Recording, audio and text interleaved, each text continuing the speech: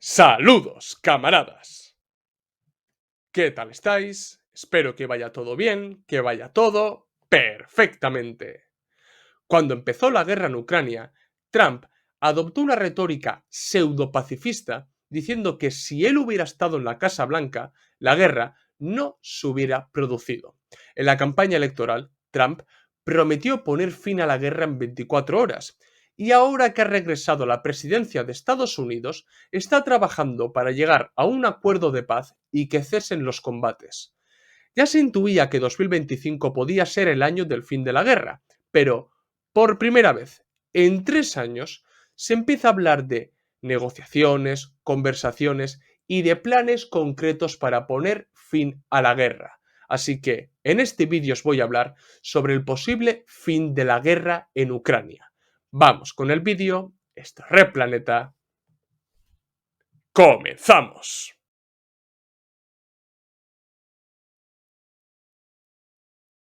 Ahora que se comienza a hablar sobre un posible fin de la guerra en Ucrania, no sé si os habéis fijado, pero los medios de comunicación y sobre todo los medios de comunicación occidentales están intentando hacer creer a los ciudadanos que la guerra está en un punto muerto, que la guerra está estancada. Pero es que esto es falso. Están vendiendo un relato interesado y sobre todo falso con un claro objetivo, que es esconder las duras derrotas que está sufriendo Ucrania, omitir que es Rusia el que está imponiendo su dominio y la iniciativa en la guerra y que sobre todo que Rusia está avanzando rápidamente en el frente. A fin y al cabo, para la Unión Europea y antes para el gobierno de Biden, es mucho más interesante presentar la situación actual de la guerra como una especie de empate técnico que como si Rusia estuviera ganándola. Porque al fin y al cabo eso daría más fuerza a Rusia de cara a unas futuras negociaciones. Pero es que, ya digo, este relato es falso y hay que desmontarlo. ¿Cómo? Aportando datos. Es muy necesario que la gente sea consciente en qué situación se encuentra actualmente la guerra en Ucrania, para que puedan hacerse la idea cómo llegan tanto Rusia como Ucrania a unas posibles negociaciones. Bien, yo os doy algunos datos. Desde octubre del año pasado, en este canal, hemos dicho constantemente que es precisamente Rusia el que ha avanzado rápidamente en el frente y solamente en el mes de octubre el ejército ruso consiguió hacerse con más territorios en Ucrania que en cualquier otro mes de los últimos 2 años. Concretamente, los rusos consiguieron hacerse con 414 kilómetros cuadrados. Y no solo eso, para que os deis cuenta del avance ruso, os pongo en pantalla el siguiente gráfico que muestra muy claramente cómo ha ido avanzando Rusia. O sea, si os fijáis en el gráfico, podéis ver que cuánto territorio ha ganado Rusia y también Ucrania desde principios de 2023 hasta octubre de 2024. Lo azul es el territorio que ha ganado Ucrania y lo rojo lo que ha ganado Rusia. De modo que podéis comprobar por vosotros mismos que desde el enero del año pasado Rusia no ha hecho otra cosa que ganar territorio de manera acelerada. Pero, para saber ya concretamente cómo pueden llegar los bandos enfrentados, es decir, Rusia y Ucrania, a unas posibles negociaciones, es importante tener en cuenta la situación actual, porque los datos que os he dado ahora mismo, el gráfico y demás, refleja la situación del frente en octubre del año pasado. Ha pasado cosas desde octubre del año pasado, pero la inercia se sigue manteniendo, es decir, Rusia sigue avanzando y sigue dominando la guerra. Pero voy con datos concretos. Actualmente, desde Kharkov hasta Gerson, se extiende una línea de frente de más de 1000 kilómetros. Dicha línea divide Ucrania en dos, es decir, el este ucraniano está ahora mismo, una gran parte del este, mejor dicho, está bajo control ruso y el oeste sigue estando bajo el control del gobierno ucraniano. Si queréis saber cuánto controla Rusia actualmente del territorio ucraniano, Rusia controla cerca del 20% del territorio ucraniano. Y esto es reconocido por el propio Zelensky. Esto no me lo estoy inventando yo. Lo reconoce el propio Zelensky. ¿Qué es lo que forma parte de ese 20%? Bien, Crimea, Lugansk, una buena parte de Donetsk y partes de Zaporizhia y Gerson. Una cosa sí quiero dejar bastante claro, que ahora Estados Unidos se muestre dispuesto a abrir una vía diplomática para llegar a un fin en la guerra, no va a hacer que los combates desaparezcan así, de golpe. No, eso no va a ser así. Porque en este último tramo de la guerra, lo que va a suceder es que, por un lado, Rusia va a intentar meter una marcha más para ganar aún más territorio y sobre todo controlar ciudades estratégicas como Pokrovsk para poder ir a unas negociaciones con mayor fuerza, con mayor poder, con mayor dominio. Bien, por su parte, Ucrania lo que va a hacer es resistir hasta el último momento. Al fin y al cabo, Ucrania lo que va a intentar es mantener el control sobre la mayoría de los territorios que ahora mismo el gobierno ucraniano mantiene su control para que las negociaciones con Rusia no sea una rendición en toda regla, es decir, que no sea una aceptación de todas las condiciones que le imponga Rusia. Al fin y al cabo, las negociaciones o las conversaciones que actualmente pueden llegar a tener Estados Unidos-Ucrania, Estados Unidos va a intentar que Ucrania vaya flexibilizando sus exigencias.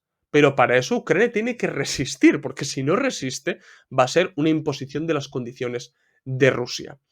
Esto lógicamente pasa porque Rusia no llega a las negociaciones con el control total del Donbass. Y sobre todo pasa porque Ucrania mantenga cierto control en la región rusa de Kursk, porque los ucranianos han visto desde el primer momento que Kursk es una moneda de cambio. Zelensky ya lo planteó, que la región rusa de Kursk fuera una moneda de cambio para intercambiarlo con otros territorios ucranianos. Bien, al fin y al cabo, es verdad que el ejército ucraniano sorprendió en el verano del año pasado cuando lanzó su ofensiva sobre la región rusa de Kursk y se hizo con un control de un territorio importante de Kursk, de una parte importante de Kursk. Pero es que poco a poco han ido perdiendo ese control. O sea, ahora mismo Rusia ya ha recuperado el 60% de la región de Kursk.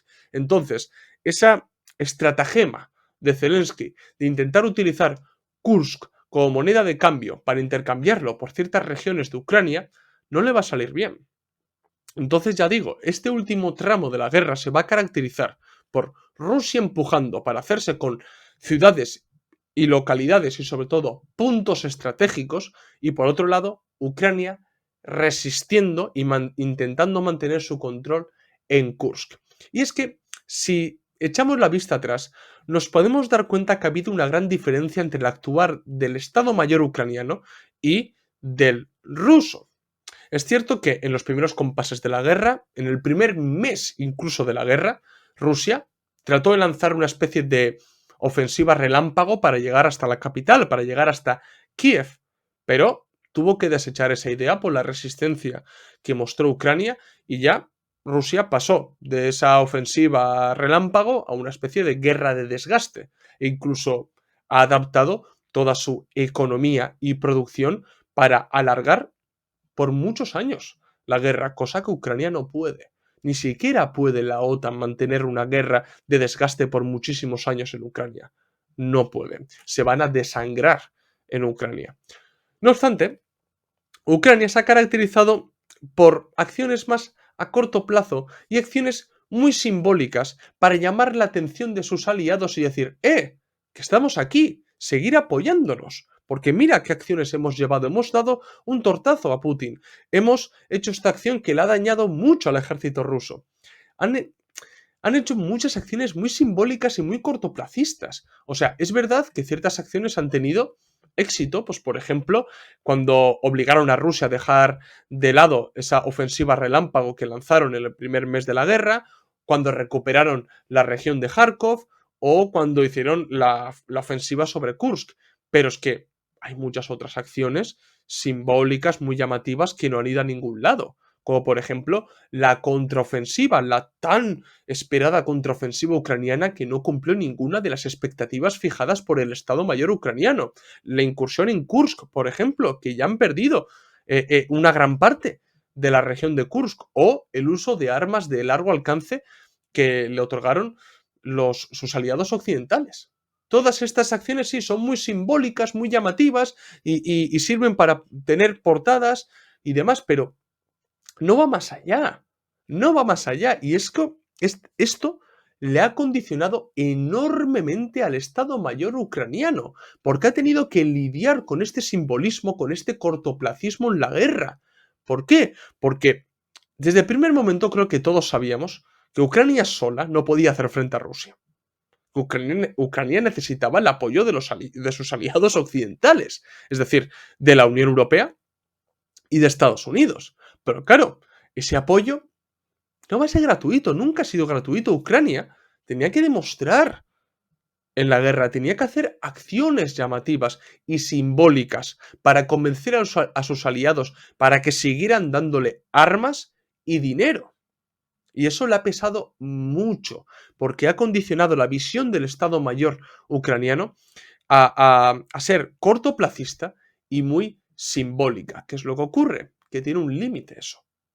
¿Por qué? Porque a largo plazo no lo estás planificando, cosa que Rusia sí lo ha hecho y el tiempo le ha dado la razón a Rusia, porque ha sabido imponerse pese a cometer grandes desastres en la guerra, todo hay que decirlo. Y también debo mencionar el hartazgo que ha aumentado en Ucrania. O sea, eso es un hecho. Los ucranianos ya están hasta aquí de la guerra. Y bueno, una buena prueba del hartazgo de los ucranianos son las encuestas que se están manejando actualmente. Por ejemplo, yo os doy varios ejemplos.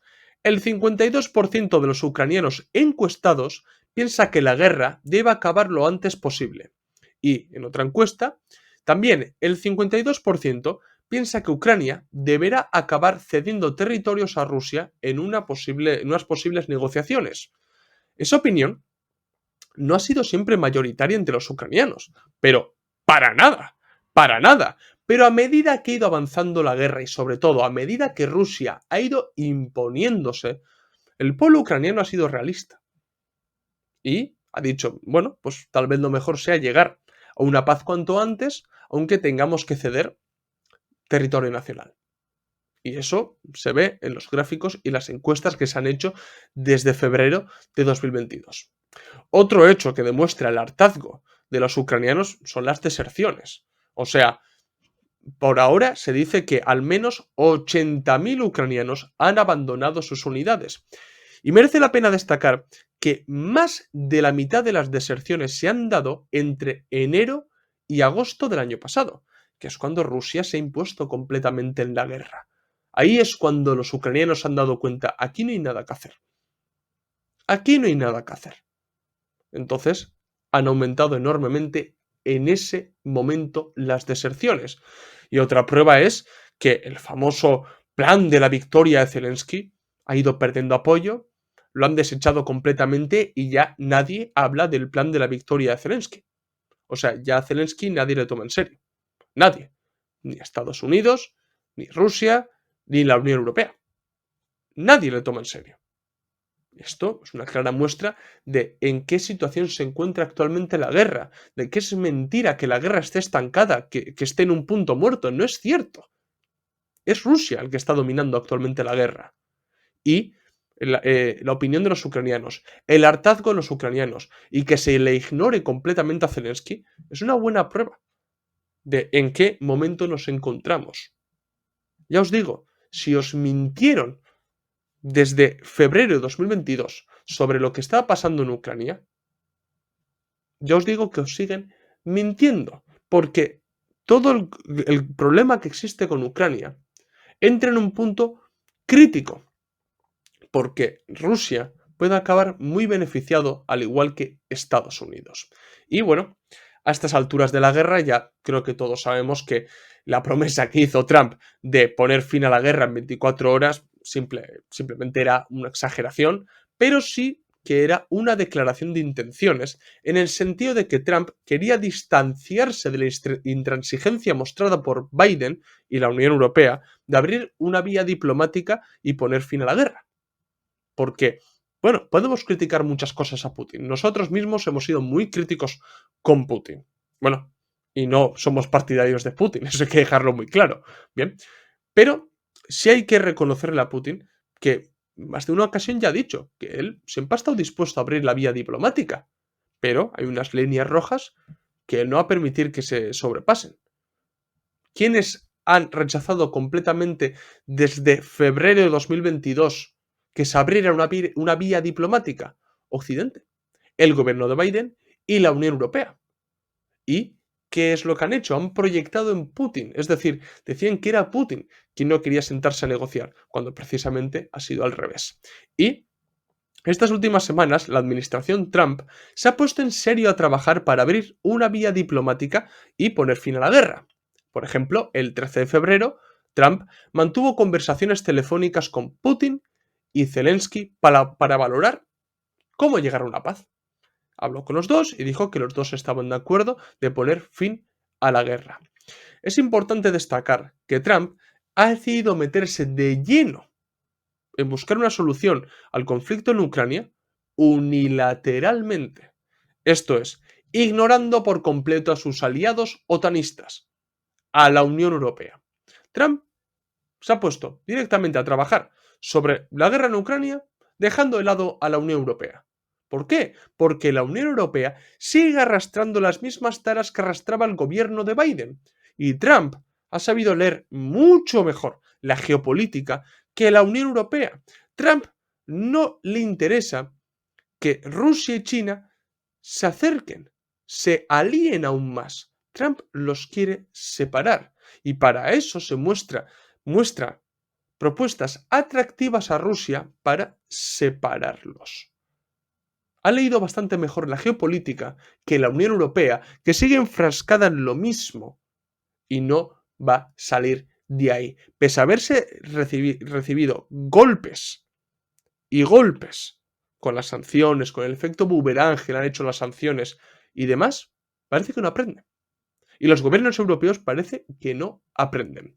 Y de hecho, estos últimos días se ha abierto una brecha dentro de la OTAN entre Estados Unidos y la Unión Europea. Se ha abierto una brecha enorme. Pero, bueno, sí tengo que decir que por ahora no existe una verdadera propuesta de paz, no existe un verdadero plan de paz. Pero si empezamos a analizar declaraciones, discursos, artículos y demás de varios miembros del gobierno de Trump, podemos ver por dónde van los tiros. Es decir, si tenemos en cuenta lo que dijo el vicepresidente Vance o el secretario de Defensa Hegseth, podemos ver por dónde puede ir una solución a la guerra en Ucrania. Yo os destaco los siguientes puntos. 1. Cesiones territoriales por parte de Ucrania. El propio Hegseth afirmó que un regreso a las fronteras ucranianas del 2014 es poco realista y que no pondrá fin al conflicto. Es decir, esa intransigencia, esa cabezonería de que no, Ucrania mantendrá el control de todo su territorio nacional. Algunos les gustaría, pero no es realista. No es realista. O sea, eso hay que dejarlo bastante claro.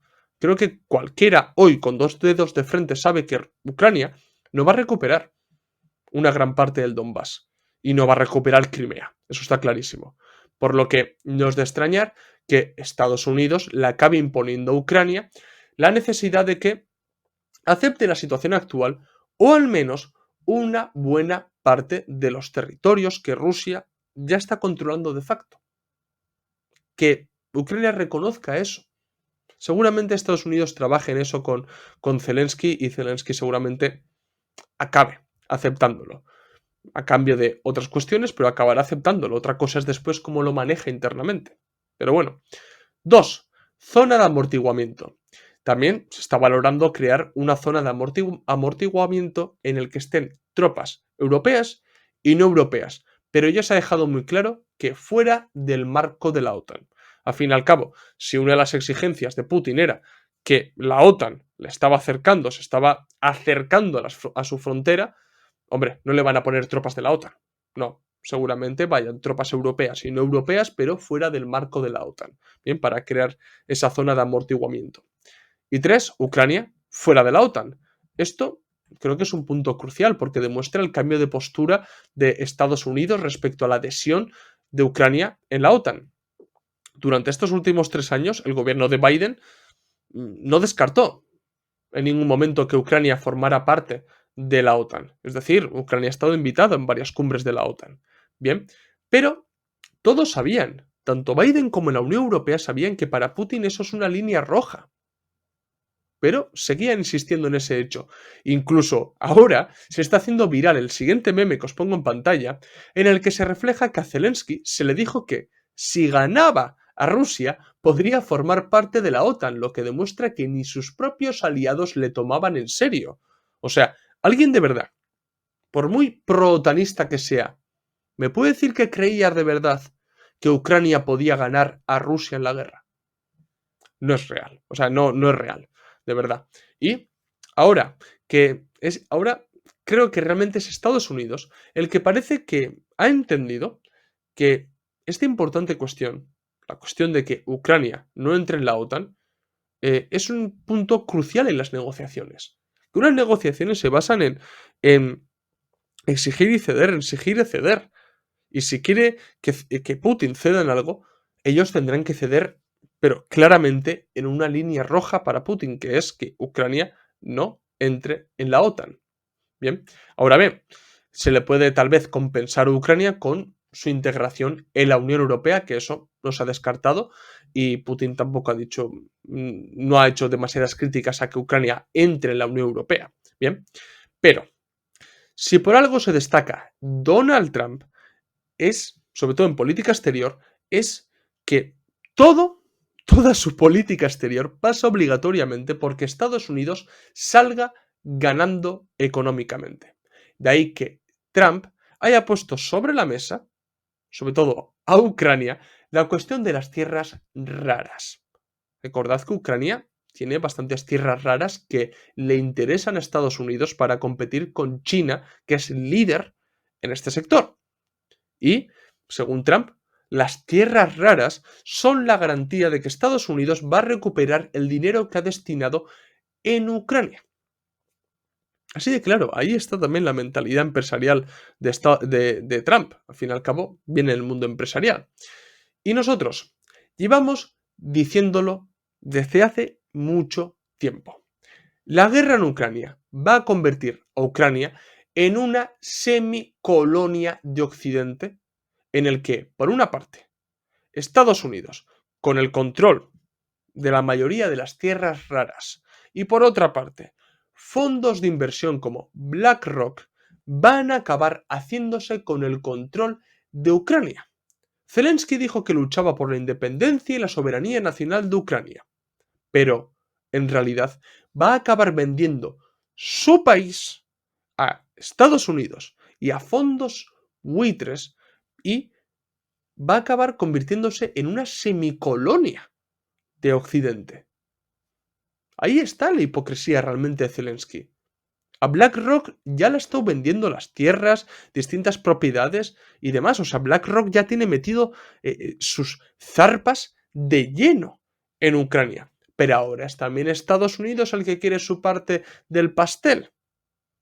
Y va a acabar reproduciéndose una especie de relaciones neocoloniales con el gobierno ucraniano. Y, por ahora, Trump ha anunciado que se reunirá muy pronto con Putin. Tiene esa intención, al menos lo dice. Y para ello, las delegaciones rusas estadounidenses se han reunido en Arabia Saudí. Ahora bien, han dejado de lado a Ucrania y a la Unión Europea. A su vez, las filtraciones, por ahora, indican que las primeras conversaciones entre Putin y Zelensky pueden comenzar sobre el 1 de marzo y Trump también tiene la intención de crear una conferencia de paz del que debe salir un verdadero plan de paz más o menos para mayo. Esa es la fecha que se ha puesto Trump. Entonces, si lo pensamos bien, todos los puntos que se están valorando ahora mismo para poner fin a la guerra en Ucrania es lo que demandaba prácticamente Rusia en 2022. Entonces, ¿por qué la Unión Europea y el gobierno de Biden no fueron capaces de abrir una vía diplomática y negociar todas estas cuestiones? ¿Por qué se han atrasado tanto las negociaciones que han acabado costando la vida de miles de rusos y de ucranianos? ¿Por qué? Porque existe un claro interés en unificar la OTAN, de cercar a Rusia y en abrir un proceso de militarización para obtener ganancias. Pero es que el tiempo va a demostrar que ha sido un verdadero error. La intransigencia política y diplomática de la Unión Europea y del gobierno de Biden. Y que la Unión Europea se va a quedar a la cola por toda su intransigencia. Y Estados Unidos va a aprovechar eso para imponerse. Y por otro lado, Rusia va a aprovecharlo para hacerse o para cumplir muchos de los objetivos que tenían. Pero si hubieran negociado en 2022, que de hecho hubo un intento de negociación que tuvo que echarse atrás por culpa de Biden y de la Unión Europea, todo esto se podía haber ahorrado. Pero no, la intransigencia venció ¿y quién ha acabado pagándolo? El pueblo trabajador ucraniano y el pueblo trabajador ruso. Y hay que dejar muy claro que la guerra en Ucrania no comenzó el 24 de febrero de 2022, sino que vino con el Euromaidán, que fue una revolución de colores que acabó convirtiéndose en un verdadero golpe de Estado y de ahí se pasó a una guerra civil en Ucrania. En febrero es cuando Rusia se involucró ya directamente en la guerra, sobre todo por el hecho de la ofensiva que se pretendía realizar desde Occidente en Ucrania, cómo estaban instando a Zelensky a que metiera una marcha más en el Donbass. Eso ya se veía a finales de 2021. La gente tiene amnesia, se olvida de todas estas cuestiones. Bien, y no hubo interés alguno en abrir vías diplomáticas. Y si por algo se ha caracterizado Occidente, en general, la Unión Europea y Estados Unidos con el gobierno de Biden, ha sido por incumplir incluso los acuerdos diplomáticos. ¿Qué fueron los acuerdos de Minsk? ¿Dónde quedaron los acuerdos de Minsk? ¿Quién incumplió los acuerdos de Minsk? Es que ahí está la cosa. Pero Occidente, Biden y la Unión Europea creían realmente que podrían aislar a Rusia y dañar su economía a través de las sanciones. Y en parte, parcialmente lo consiguieron, entre infinitas comillas, pero ha tenido su efecto boomerang, porque Rusia con el tiempo aprendió a cambiar de socios comerciales, a mirar mucho más hacia los BRICS y a unirse o aliarse cada vez más férreamente con China. Al fin y al cabo ha sido la Unión Europea y el gobierno de Biden el que ha empujado a Putin a los brazos de Xi Jinping. Y esto lo entendió muy bien Estados Unidos y no le gusta. No quiere. Pero aquí está la ceguera de los gobiernos occidentales, de la Unión Europea y del gobierno de Biden. Aquí se ve que no han sabido calcular bien la geopolítica. No son políticos que manejen bien la política exterior. Y el mayor troleo, por decirlo de alguna manera, lo ha recibido la Unión Europea. Porque la Unión Europea, junto con Biden, adoptó una postura intransigente para con Rusia, pero con la llegada de Trump al poder ha aumentado la contradicción que existe entre la Unión Europea y Estados Unidos. La Unión Europea ha apoyado férreamente a Ucrania, ha capacitado a muchos soldados ucranianos, les ha entregado dinero y armas, e incluso países como Alemania se han autoboicoteado por dejar de lado el gas ruso y solidarizarse con Ucrania. Pues ahora, Trump, además, no descarta que la Unión Europea asuma una gran parte de la reconstrucción de Ucrania, que pueda ascender hasta los 5.000 millones de dólares. O sea, en lenguaje coloquial, esto es una troleada enorme por parte del gobierno de Trump a la Unión Europea. Trump está ninguneando de manera descarada a la Unión Europea, porque en estas primeras conversaciones que ha mantenido con Putin y Zelensky, lo ha realizado, ya digo, unilateralmente. Ha dejado de lado a la Unión Europea. No le ha importado en ningún momento cuál es la opinión de los europeos. Porque es que, además, si todo esto os parece poco, Estados Unidos ya ha advertido que esa contradicción existente entre Estados Unidos y la Unión Europea va a aumentar aún más si los países europeos no aumentan su gasto en defensa. Que Estados Unidos va a dejar de proteger Europa si Europa no es capaz de aumentar su gasto en defensa. Bien, de ahí que muchos mandatarios europeos también han decidido unirse para dar una respuesta conjunta a Estados Unidos y exigir su participación en las negociaciones, su sitio en la mesa de negociaciones. De ahí también que se esté valorando poder crear un ejército europeo unido por si Estados Unidos sale de Europa, que cosa que veo yo bastante improbable, o que salga de la OTAN, lo veo también bastante improbable, pero ya se están valorando ciertas cosas y ya digo, los mandatarios europeos se reunieron en París para hablar y decidir a ver qué es lo que van a hacer. Porque ellos dicen que Ucrania está en Europa, que han apoyado a Ucrania constantemente, que han apoyado a Zelensky constantemente, que Ucrania tiene su deseo de unirse a la Unión Europea y que como tal los europeos tienen que tener su sitio en las negociaciones. Claro, Trump lo tiene muy claro. O sea, los europeos, hasta ahora, que son los mismos desde que empezó la guerra en 2022, han mostrado una intransigencia enorme y no han sido capaces de llegar a negociaciones. Y Rusia lo ha dejado muy claro, que los europeos no pintan nada en estas negociaciones. Entonces, vemos que esta contradicción va a aumentar aún más entre Estados Unidos y la Unión Europea. Y la Unión Europea ya puede espabilar, porque en esta nueva situación geopolítica se va a quedar atrás. Se va a quedar atrás. Y el posible final de la guerra en Ucrania, ya digo, va a traer una agudización de la contradicción entre Estados Unidos y la Unión Europea. Es que es Estados Unidos el que mejor está entendiendo la nueva situación geopolítica, que la geopolítica está cambiando, que actualmente potencias emergentes están teniendo cada vez más peso e importancia en la política internacional. Y en esta situación, cada país u bloque supranacional tiene que sacarse las castañas del fuego, tiene que buscarse su propio camino para tener una posición dominante. Estados Unidos esto lo ha visto muy bien, de que ahora mismo cada Estado-nación compite en la situación geopolítica, pero además de manera descarada. ¿Por qué? Porque China, Rusia, bueno, los BRICS en general han trastocado en parte la situación de geopolítica. Y Estados Unidos no quiere quedarse atrás. Estados Unidos, en esta nueva situación geopolítica, quiere mantener su dominio. Y si esto es a costa de pisar a sus aliados, lo hará. Lo hará. Porque es que se ha hablado mucho de la multipolaridad, de que se ha puesto fin al unipolarismo impuesto por Estados Unidos.